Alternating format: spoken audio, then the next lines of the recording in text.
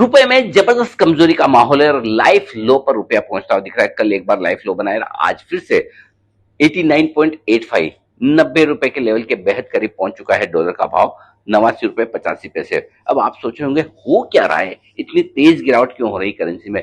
उसके दो तीन बड़े कारण है जिसकी वजह से करेंसी घटती हुई दिख रही है। पहला कारण तो ये कि जब से टैरिफ लगा है 50%, एक्सपोर्ट्स कम हो रहे हैं, तो जाहिर सी बात है कि डॉलर हमें कम मिल रहे हैं बाहर से, डॉलर कम आना हुआ है, तो जाहिर सी बात है कि डॉलर की डिमांड ज्यादा है। इंपोर्ट तो जो हम कर रहे हैं वो कर ही रहे हैं, खरीदना जो खरीदना ही, चाहे कच्चा तेल हो या जो कुछ भी हम इंपोर्ट करें, तो डॉलर की जरूरत तो है ही। तो जब खरीद रहे हैं तो डॉलर पे करने, डॉलर चाहिए। जब एक्सपोर्ट कम कर रहे हैं तो डॉलर कम माने, तो ये थोड़ा सा मिसमैच है। दूसरी बात है कि एफआईज लगातार बिकवाली कर रहे हैं, अभी भी उनका खरीदने का और भारत में डॉलर लाने का मूड ज्यादा दिख नहीं रहा, उल्टा थोड़ा थोड़ा पैसा निकाल रहे हैं। वो छोटी बात है लेकिन है। तीसरी बात जिसकी वजह से अभी भी गिरावट शुरू हुई है, आमतौर पर जब भी ब्याज दरें घटती है तो आपकी करेंसी कमजोर होती है। और कहीं न कहीं पिछले हफ्ते जब हमने आरबीआई गवर्नर साहब का इंटरव्यू किया और उन्होंने साफ कहा कि ब्याज दरें घटाने के लिए माहौल ठीक है, बॉन्ड मार्केट उस पर रिएक्शन दे भी गए।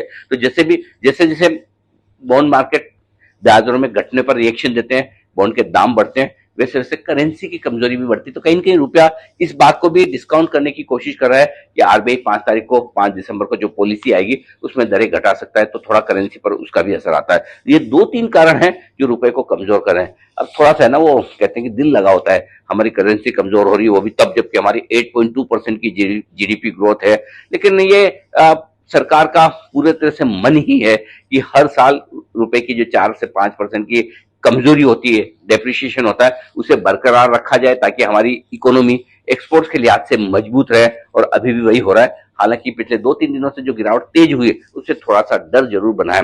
देखते हैं 90 का जो साइकोलॉजिकल मनोवैज्ञानिक स्तर बढ़ा है, रुपया उसे होल्ड कर पाता है। यानी फिलहाल आरबीआई की तरफ से बड़े इंटरवेंशन के संकेत नहीं है, आरबीआई आकर रोकने की कोशिश बहुत नहीं कर रहा है, लेकिन मुझे लगता है 90 के आसपास या किसी लेवल पर आकर आरबीआई भी आकर रुपए की गिरावट को थामने की कोशिश जरूर करेगा। लेकिन फिलहाल टॉक ऑफ द टाउन है गिरता रुपया। क्या आप भी रुपए की गिरावट से चिंतित हैं कि मजबूत इकोनॉमी के बावजूद रुपया गिरता क्यों है, और आपको क्या लगता है क्या है वो कारण जिसकी वजह से करेंसी कमजोर होती दिख रही है हमारी डॉलर के मुकाबले में? लिखकर भेजिए अपने विचार।